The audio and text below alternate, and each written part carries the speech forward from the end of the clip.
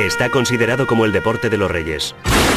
Tienes que contar con una fortuna realmente regia para entrenar un caballo. Y durante años estuvo dominado por una dinastía familiar.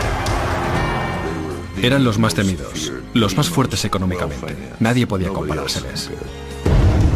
Pero cuando un peón agrícola se casa con alguien de la familia, el resultado es desastroso. Quería poder. Calumet era un símbolo, el símbolo supremo del poder. Y quizá mortal. Hoy en día mucha gente sigue creyendo que fue una gran conspiración. Un caballo de carreras campeón tuvo que ser sacrificado. ¿Fue un acto de clemencia o un asesinato? Descúbranlo esta noche en Poder, Privilegio y Justicia.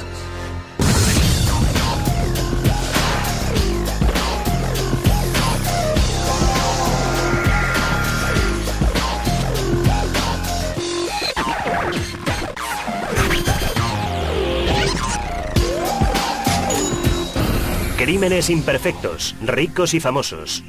Desenfrenada ambición.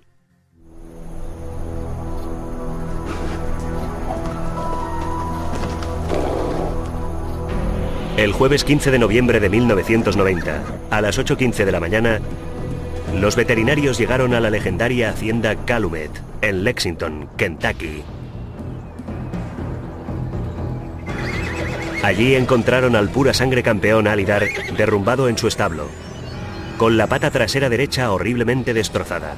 Tras cargar una jeringa con una dosis letal de barbitúricos, los veterinarios durmieron para siempre al caballo más valioso del mundo. En la investigación posterior se vería implicado mucho más que el simple deceso de un caballo de carreras campeón. Se verían implicados las ambiciosas maquinaciones del hijo de un pobre granjero para abrirse camino en el exclusivo mundo de la rancia aristocracia de Kentucky.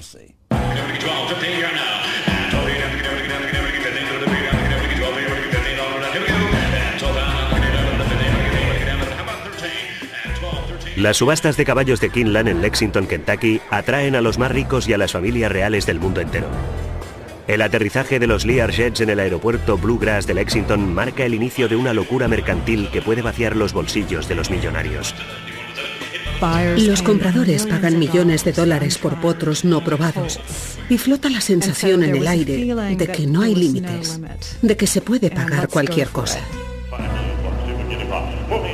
Un solo caballo con la línea de sangre adecuada puede valer 5, 10 o incluso 15 millones de dólares. Tras esa cascada de dólares se esconde el sueño de la gloria, el sueño de que uno de estos pura sangre se convierta en campeón. Es mucho lo que está en juego, pero también son muchas las probabilidades en contra. Aunque utilices las técnicas más sofisticadas, siempre puedes perder. Se cuenta un chiste: la mejor manera de ganar 1 millón con un caballo es empezar apostando 100 millones. Pero primero debes disponer de esos 100 millones. Y entre las lujosas y espectaculares cuadras diseminadas por las colinas alrededor de Keeneland, hay mucha gente que disponen de ellos. Cuando no están criando caballos o montándolos, alzan sus copas de cóctel en el circuito de fiestas de la alta sociedad, que puede rivalizar con los de Palm Beach y los Hamptons. En Lexington se combinan las carreras de caballos con la temporada social, que se extiende desde el primer día en Keeneland en abril hasta el Derby de Kentucky, que se celebra en Louisville.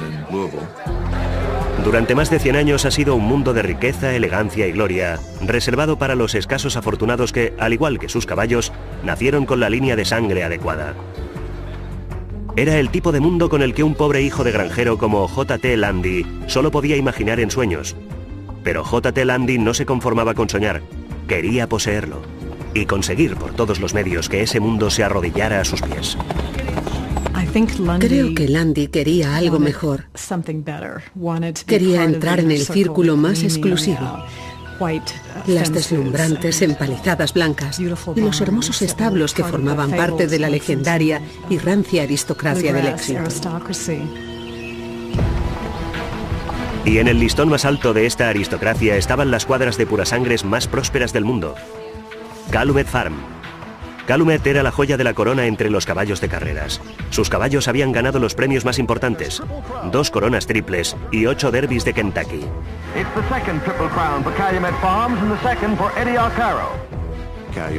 Calumet Farm era la hacienda equina por excelencia.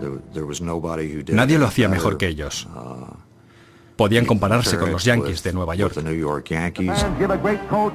Uno de sus caballos, el Citation, fue el primero en generar beneficios de más de $1 millón. La familia Wright, propietaria de las cuadras, controlaba una fortuna de más de $100 millones. Eran los más temidos, los más fuertes económicamente, los de más talento. Todos los miembros de su linaje. Nadie podía comparárseles. Las empalizadas blancas, los verdes prados, los tejados rojos. Los edificios tenían tanta clase que... Y entre la década de 1950 y la de 1980, gran parte de esta clase era debida a la matriarca de la hacienda, Lucille Wright Markey. La señora Markey era todo un personaje. Era de una época en la que las mujeres llevaban guantes blancos, las grandes cenas, los almuerzos y las fiestas formales formaban parte de su vida. El terceto principal de la alta sociedad, los Ardens, los Whitneys y el príncipe Ali Khan eran frecuentes invitados de Lucille en Calumet. Estaba considerada como una de esas mariposas sociales. Conocía a toda la gente importante en el negocio. Lucille mantenía inflexiblemente las tradiciones de unos tiempos más refinados y se aseguraba de que Calumet siguiera siendo un sólido símbolo de la riqueza y la clase sureñas. Era una persona con mucha clase que venía de una época en la que la elegancia y el refinamiento eran parte de una forma de ser. Sin eso, no se pertenecía a la alta sociedad. Yo vivía muy cerca de Calumet, pasaba cada día por delante para ir a la escuela y para mí era uno de los símbolos de la industria, de los puras sangres. No es de extrañar, por tanto, que muchos habitantes de la zona crecieran con sueños de llegar a ser alguien en Calumet. Pero para un muchacho de la zona el sueño se convirtió en obsesión. La combinación de caballos con clase y gente con clase llamó la atención del joven J.T. Landy. Aunque lejos de pertenecer a la aristocracia de la zona, la pasión de J.T. eran los caballos de pura raza. Era un aficionado a los caballos más bien rústico, no era un amante de los caballos refinados, sabía cómo tratarlos, conocía bien las cuadras. Su gran sueño, su obsesión, era dirigir Calumet. Estaba tan lejos de poder tomarse un cóctel en el porche, pero a pesar de todo seguía acariciando ese sueño. Algún día lo convertiría en realidad. La idea de que un plebeyo como J.T. Landy llegara a asumir el control de una institución tan aristocrática como Calumet Farm era totalmente descabellada. Pero Landy lo deseaba con tanta intensidad que casi podía tocarlo y encontró la manera de acercarse a su meta. En el verano de 1962, un amigo mutuo de Georgetown, Kentucky, presentó a J.T. Landy, que entonces tenía 21 años, y a Cindy Wright, de 16.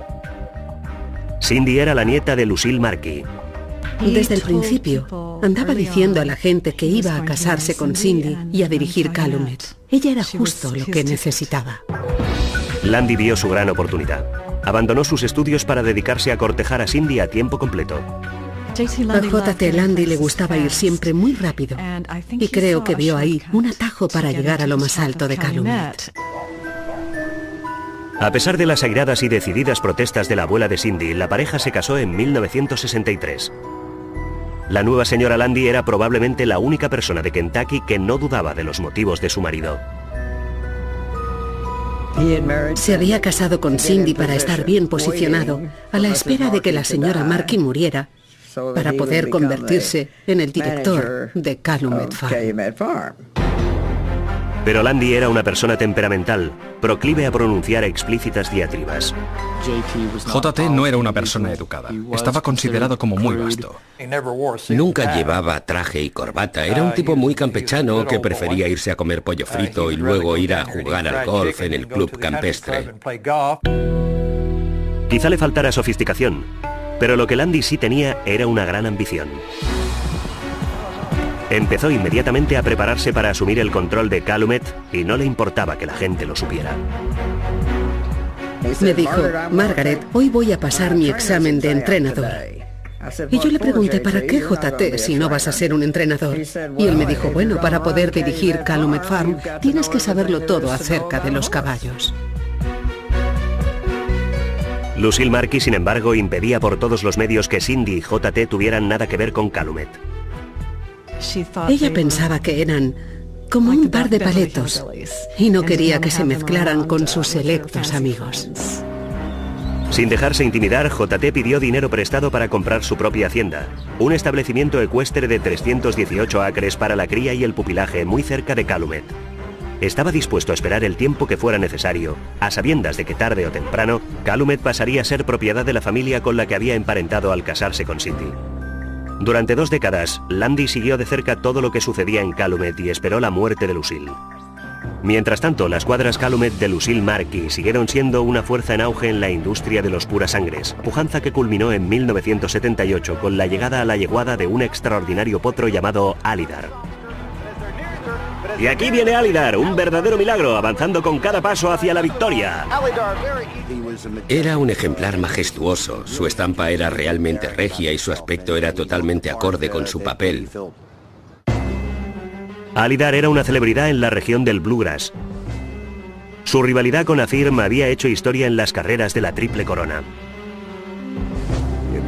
Su rivalidad nos dio los momentos más espectaculares en toda la historia de las carreras de caballos americanas. Era un verdadero fenómeno nacional observarles cuando competían. Aunque su rival venciera en la Triple Corona, Alydar no tenía rival en cuanto a engendrar campeones. Eran potros grandes y preciosos, yearlings de entre 1 y 2 años, que cuando aparecían en las subastas eran tan hermosos y corrían tan bien que todo el mundo pensaba, hombre, seguro que este no puede fallar. Lucille cobraba $40.000 a los propietarios que querían que sus yeguas pasaran unos minutos en el establo de cría de Alydar. Hasta entonces, Lucille Markey había conseguido no tan solo mantener la cuadra Calumet entre las más prestigiosas, sino también mantener al marido de su nieta, J.T. Lundy, alejado del negocio familiar.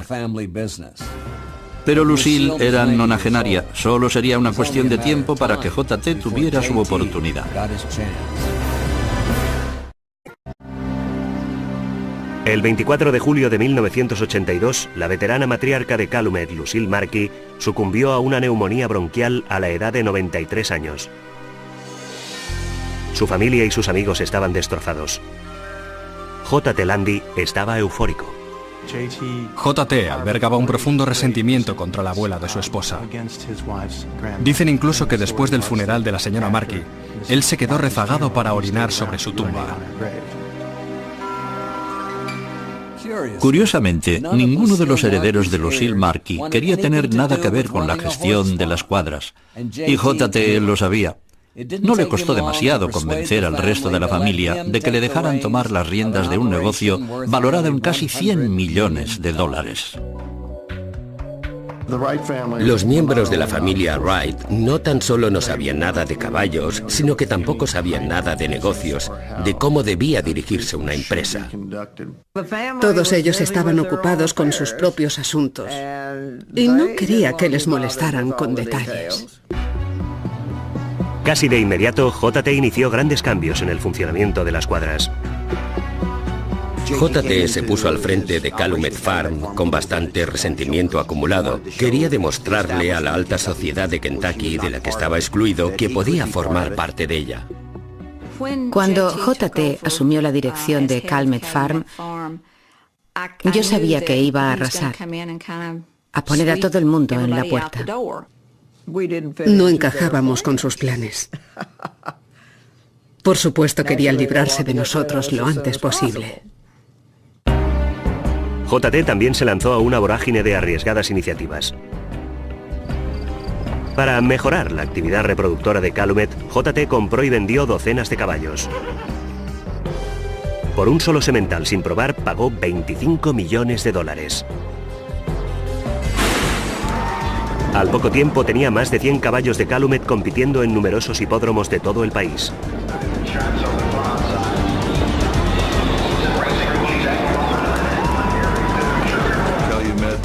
Calumet era el bastión conservador de establishment.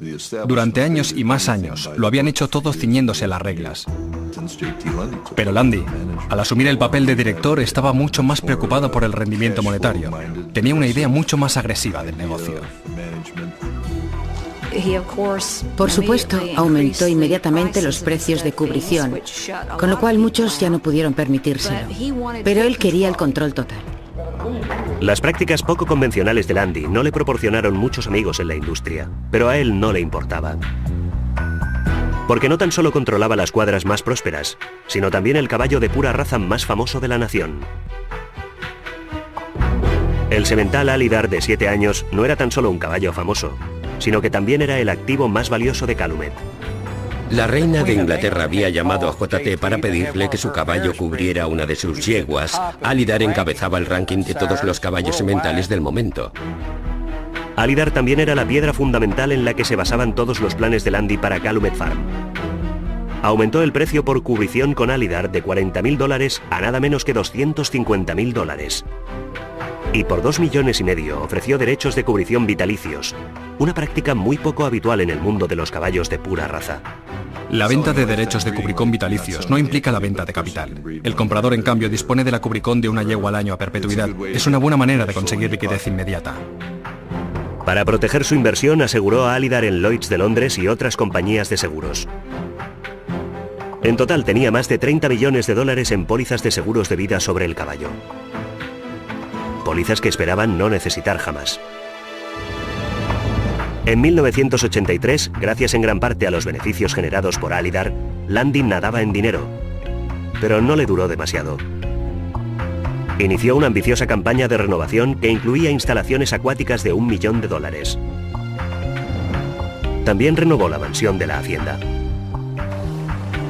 Se gastó una cantidad tremenda de dinero en las reformas, añadiendo nuevos elementos, renovando y amueblando la casa, renovando los establos. En la hacienda se respiraba un ambiente totalmente distinto de cuando todavía era propiedad de la señora Marquis. Landy también hizo instalar unas ornamentadas puertas de hierro forjado de 5 metros en la entrada de Calumet Farm. Cuando Landy instaló esas puertas, era como si quisiera cerrar la finca al mundo exterior. Podía ocurrir que los criadores de caballo dijeran: «Oh, me gustaría venir a ver los sementales», pero si no le apetecía a JT, entonces no podían entrar a verlas. Landy también derrochó dinero en sus propios placeres. Compró un chalet de esquí en Vail, un apartamento en los Cayos de Florida y una casa en las Islas Vírgenes. Compró una flota de aviones, incluido un reactor Westwing para 8 pasajeros, por $2,1 millones. Para hacer realidad un sueño de infancia, JT también gastó más de $100.000 del dinero de Calumet para patrocinar la escudería de coches de carreras Indy de A.J. Foyt. Iba a muchos sitios en avión. Invitaba a mucha gente y se lo pasaba muy bien. Y se fundió muchísimo dinero. Era una cuestión de imagen, de poder. JT podía volar con sus amigos hasta Maine para un picnic con bogavantes, ¿sabes?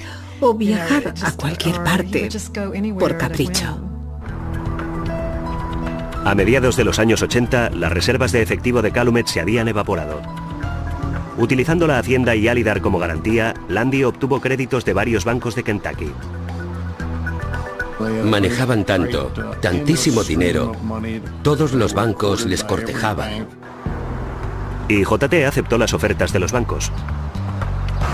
Siguió gastando y siguió obteniendo préstamos. Siguió pidiendo créditos a un banco para pagar a otro y luego pidiendo créditos a otro para pagar al primero. Los bancos creían estar comprando una mina de oro, pero no sabían que la mina ya pertenecía a otro. En 1988, JT se encontró de nuevo sin liquidez. Pero esta vez los bancos de Kentucky dijeron basta. No tenía la mentalidad de un hombre de negocios. Todo lo financiaba con la hacienda.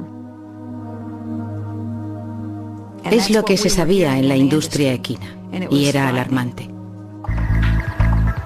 A través de un amigo mutuo en el negocio de la cría de caballos, Landy conoció a un banquero de Texas llamado Frank Seac.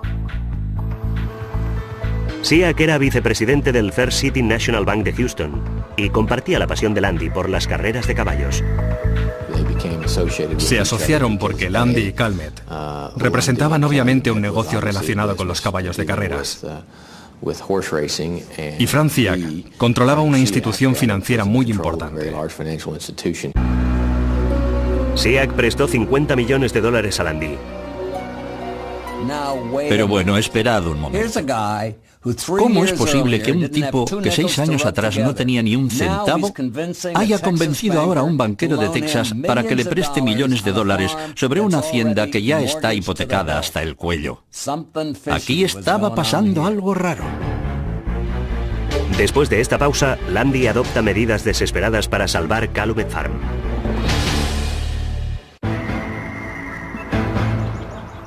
El 20 de septiembre de 1989, J.T. Lundy recibió un memorándum de 6 páginas de Gary Matthews, director financiero de Calumet.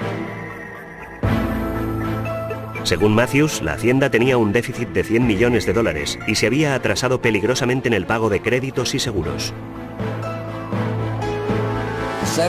Durante 7 años, J.T. había disfrutado de un poder y una riqueza que superaban sus sueños más descabellados. Ahora, gracias a su desastrosa gerencia y a su colosal derroche, la próspera Calumet Farm estaba a punto de venirse abajo. Desesperado por encontrar dinero, Lundy recurrió de nuevo a Frank Seag y al First City National Bank de Houston.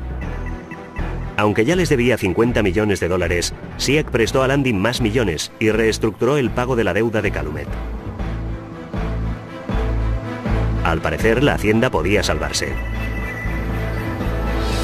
Pero en octubre de 1990, a raíz de una investigación del FBI, Seag dimitió de repente, sospechoso de fraude. Todos los créditos que investigamos en los que Seag había estado involucrado habían acabado mal. La nueva dirección del banco amenazó con ejecutar la deuda de Calumet y solo concedió a Lundy 4 meses para que reuniera 15 millones de dólares de intereses. Para empeorar todavía más las cosas, una de las aseguradoras de Alydar anunció que estaba harta de la morosidad de Lundy y no renovaría la póliza de 5 millones de dólares del caballo. J.T. Lundy estaba contra la pared. Habían acabado con toda su liquidez. Se habían metido ellos mismos en un callejón sin salida y no tenían nada más que vender. El 13 de noviembre de 1990, por la noche, el vigilante nocturno de Calumet realizaba su ronda habitual. Al pasar por detrás de la oficina central de la hacienda, de camino al establo de Alydar, advirtió que un soporte metálico de la puerta del compartimiento de Alydar estaba roto. En su interior le esperaba una alarmante visión. El semental estaba tumbado en el suelo, con la pata trasera derecha mal herida. A los pocos minutos, J.T. Lundy y los veterinarios de Calumet estaban a su lado. Tom Dixon, un tasador de seguros, llegó poco después de las 10 de la noche. Nos encontramos con una herida muy grave, pero allí estábamos delante del mejor semental del mundo pensando, ¿qué podemos hacer para salvar ese caballo? ¿Hasta qué punto es grave su situación?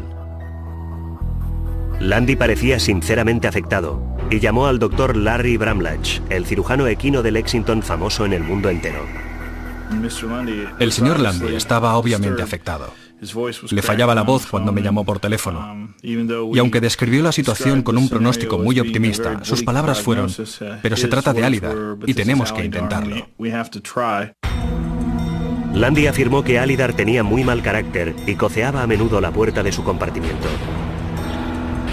Dijo que el caballo debía haberse atrapado la pata en la puerta y que se había herido al intentar soltarse. Tenía una fractura y la punta de uno de los huesos salía de la herida. Es una herida grave para las personas, pero doblemente grave para los caballos. El galardonado semental fue sedado y Bramlach aceptó intervenirle quirúrgicamente. En realidad, no tardamos demasiado en terminar la operación. Básicamente insertamos una pequeña placa en la zona de la herida y la fijamos con unos clavos a través del hueso y escayolamos la pierna con fibra de vidrio. Al principio el caballo pareció recuperarse. Estaba plenamente consciente. Todo fue estupendamente, bajó la cabeza y empezó a comer. Todo el mundo se sintió muy aliviado, con la sensación de que se había solucionado otro problema. Tranquilizados, Bramlach y Dixon abandonaron la hacienda. Pero no llegaron muy lejos. El doctor Bramlach ya se había ido, pero solo llegó hasta la puerta de la finca. Allí recibió una llamada telefónica diciendo, «Doctor, regrese enseguida. Alydar tiene un problema». Alydar se había caído otra vez. Había intentado desplazarse dentro del compartimiento y se había caído con la pata escayolada, y esta vez se había roto la cadera. Con una segunda fractura en la misma pierna no les quedaba otra opción. Esperaban mi aprobación final. Yo estaba allí en representación de las compañías de seguros. Me dijeron, solo tenemos una opción, y yo les dije, hagámoslo. Era obvio que el magnífico campeón Alydar sufría, tumbado en el suelo de su establo. Y finalmente fue sacrificado. Basta con inyectarles una sobredosis de anestesia. Se duermen y mueren. El 15 de noviembre de 1990, Alydar recibió sepultura en una colina que dominaba las blancas empalizadas y ondulante paisaje de Calumet. La noticia de su muerte había conmocionado el mundo de los caballos de pura sangre. La muerte de un semental en la flor de la vida, por ende un semental como este, que moría joven, relativamente joven, conmocionó toda la comunidad de los caballos de carreras. Era un reportaje de alta prioridad. Fue la noticia más destacada de la semana y seguramente de todo aquel año. Pero en la estela de las noticias llegaron los rumores. Desde el primer momento surgieron las sospechas de que las cosas no habían sido como parecía, sino que el caballo había sido sacrificado por el dinero del seguro. Por supuesto, la muerte de Alydar estuvo rodeada de misterio. Creo que fue tal el impacto entre el mundo de los caballos que la gente dijo, ¿pero cómo puede haber pasado algo semejante? Poco después de que la última palada de tierra hubiera caído sobre la tumba de Alydar, Lundy presentó reclamaciones a las compañías de seguros, y los rumores sobre los problemas financieros de Calumet y la desesperación de Lundy empezaron a rodar por las colinas de Kentucky. Después de la pausa, los agentes federales intentan penetrar en el cerrado mundo de los caballos de carreras para descubrir la verdad sobre lo que realmente le sucedió a Alydar. Un mes después de la muerte de Alydar, en el mes de diciembre de 1990, J.T. Lundy había presentado reclamaciones por un total de $30 millones a las compañías de seguros. Un dinero que necesitaba desesperadamente para evitar que los bancos ejecutaran la deuda de Calumet. Aunque parezca increíble, y a pesar de los rumores, la sospechosa coincidencia temporal y la reputación de oportunista de J.T., las compañías de seguros pagaron antes de que pasara un mes. Cuando la gente me viene con sus teorías, les pregunto tres cosas. ¿Estabas allí la noche en que el caballo resultó herido? ¿Estabas allí la mañana en que le operamos? ¿Estabas allí cuando tuvimos que sacrificar al caballo? Si no puedes contestar que sí a las tres preguntas, entonces no sabes de qué estás hablando. La suma total fue de nada menos que $36,5 millones, la cantidad más grande jamás pagada por el seguro de un pura sangre. Una cantidad que permitió a Lundy pagar los 15 millones que le exigía el First City Bank de Houston, además de mantener a raya a otros acreedores. Pero sin los beneficios que Alydar generaba, no pasó mucho tiempo hasta que Lundy se encontró de nuevo sumido en problemas financieros. Investigamos los libros, vimos que no había liquidez, no había ningún flujo de dinero. El 3 de abril de 1991, J.T. Lundy dimitió de repente como presidente de Calumet y se marchó de Lexington definitivamente.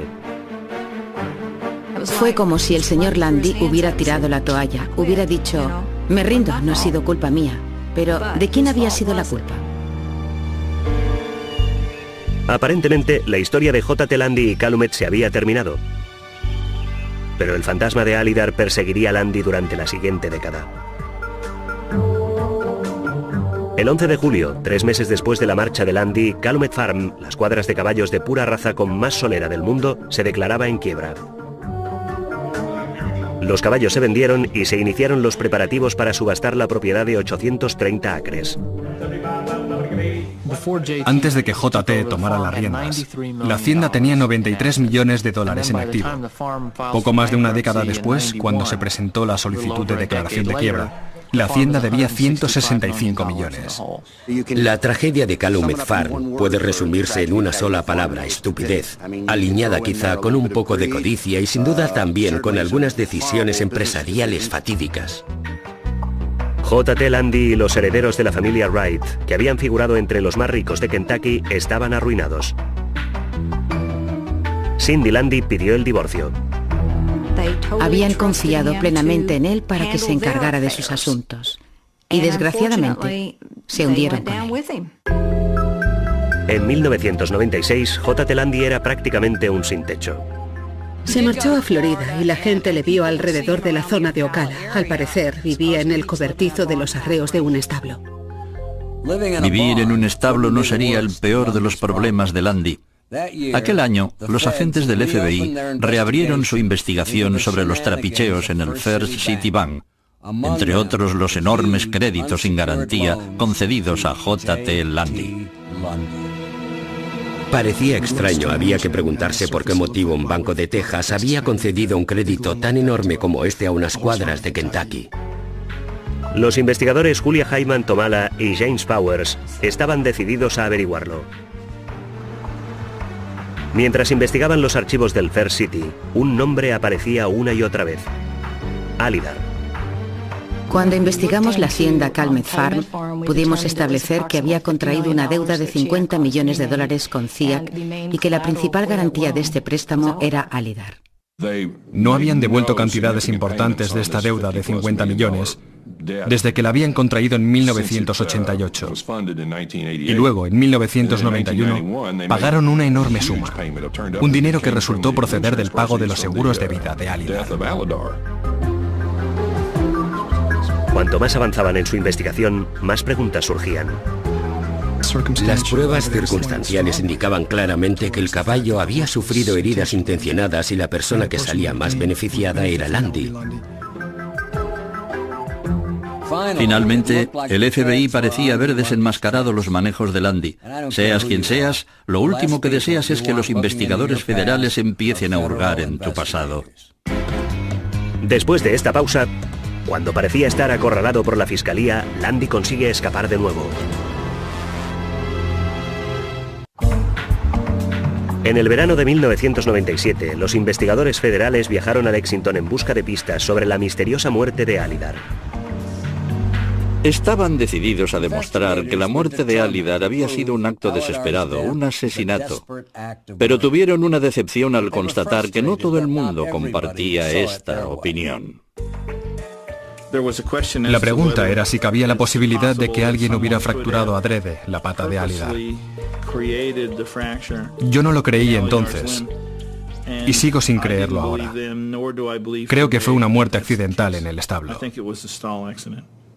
El gobierno parecía estar convencido de que J.T. Landy había matado al caballo para cobrar el dinero del seguro. Si de verdad estaba involucrado aquella noche, debería haber recibido el Oscar y el Emmy. Quiero decir, si estaba fingiendo, lo hacía muy bien. Como los círculos locales cuestionaban sus argumentos, los federales recurrieron a un experto externo, el Dr. George Pratt, profesor del MIT. Mi conclusión básica fue que el soporte roto había sido colocado adrede en el pasillo. Si Alydar hubiera coceado los pestillos desde dentro, el reborde de metal habría estado mirando hacia afuera. Pero en realidad, el reborde de metal estaba mirando más o menos hacia el interior del compartimiento. El informe de Pratt concluyó que la herida de Alydar no podía haber sido consecuencia de las coces del caballo. También calculé la fuerza necesaria para destrozar esos pestillos. Un caballo no podía hacerlo. La puerta no era precisamente frágil. El Dr. Pratt y los investigadores tenían una idea bastante clara de cómo se había producido la herida de Alydar. Alguien podía haberle puesto una cuerda alrededor de la pata de atrás, hasta el listón de la puerta, para tirar luego de la cuerda y hacerle caer. Unos veterinarios me hablaron del caso de un caballo con una fractura en espiral como la de Alydar, que había sido atropellado por un camión. De manera que, obviamente, no había sido causada por sus coces contra la puerta. Debía haber pasado otra cosa. Aunque surgieron varias teorías, todas ellas eran puras suposiciones. No teníamos ninguna prueba directa de la herida en sí, todo había sido destruido. Con pocas cosas más a las que aferrarse, los investigadores se desplazaron de nuevo hasta Kentucky para intentar encontrar a alguien dispuesto a hablar. Finalmente localizaron a Alton Stone, el vigilante nocturno de guardia la noche en que Alydar resultó herido. Estaba trabajando en la construcción de Bardstown, Kentucky. Le dije quién era. Por la cara que puso, por su forma de reaccionar, era evidente que tenía algo que ocultar. Durante el interrogatorio, Stone reveló algunos datos extraños. Descubrimos que aquella noche ni siquiera le tocaba trabajar. Nos pareció muy sospechoso que Alton Stone estuviera allí en lugar de Harold Kipp, el vigilante nocturno habitual. Los agentes también pescaron a Alton en una mentira.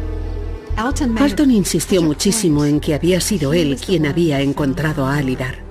El caballo sudaba. Estaba sufriendo. Lo explicaba de una forma tan dramática. Sin embargo, descubrimos más tarde que de hecho Alton no había sido el primero en encontrar a Alydar.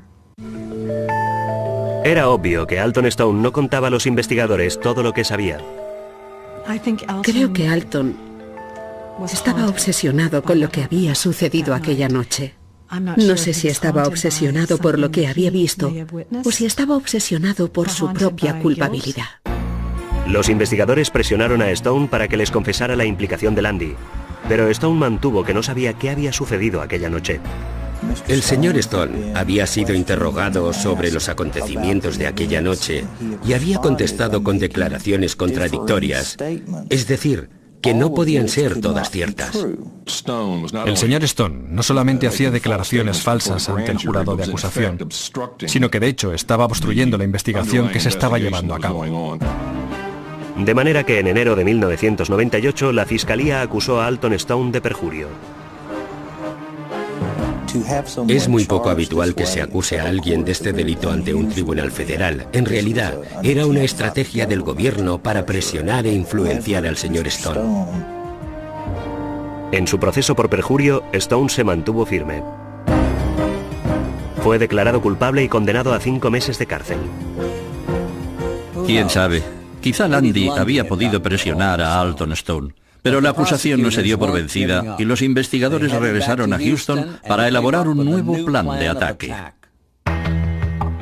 En marzo de 1999, un jurado de acusación federal acusó a J.T. Landy de fraude bancario, relacionado con el First City Bank. Cuando el 19 de enero de 2000 empezó la vista contra Landy, en los juzgados federales de Houston, el acusado se sentía tranquilo. La defensa de Landy era muy sencilla. Es decir, mirad, soy un sencillo comerciante de caballos. Y sí, tuve ciertos negocios privados con Frank Fiak, pero no tenían nada que ver con la concesión del crédito. La acusación se esforzó en convertir un asunto complicado en algo sencillo de entender para el jurado. Entre otras cosas, presentaron pruebas de que Fiak había obtenido derechos de cubrición con un semental de Calumet por $1, cuando su precio era de $125.000. Prueba afirmaron de que Fiak aceptaba sobornos para prestar dinero a la hacienda. La Fiscalía presentó también como prueba el memorándum de Gary Matthews de septiembre de 1989. En un lenguaje muy llano, claro y conciso, el señor Matthews sugiere que teniendo en cuenta la posición del señor Fiak en el banco, el señor Landy podía pensar en la posibilidad de sobornarle. La defensa contraatacó con un argumento bastante peregrino. Adujo que el señor Landy no tenía suficientes luces para perpetrar fraudes y sobornos. La estrategia de la defensa de Landy era: mira, Frank Fiak nos ha engañado. J.T. Landy es un buen hombre con buenas intenciones. También creo que es más tonto que un zapato. Confiando en ser declarado inocente, J.T. Landy no subió al estrado.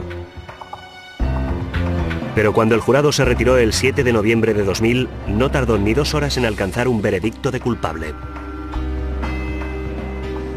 La encarnizada persecución del FBI había rendido sus frutos. Al parecer, J.T. Landy iba camino a la cárcel, pero convicto de fraude, no por matar al caballo campeón.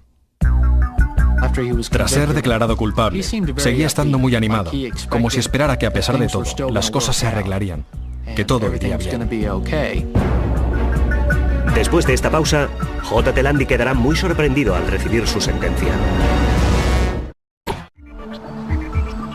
En un juzgado federal, J.T. Landy esperaba la sentencia del juez tras ser declarado culpable de fraude bancario, soborno y conspiración. Pero antes de que se dictara sentencia, la acusación anunció que todavía no había terminado con Landy.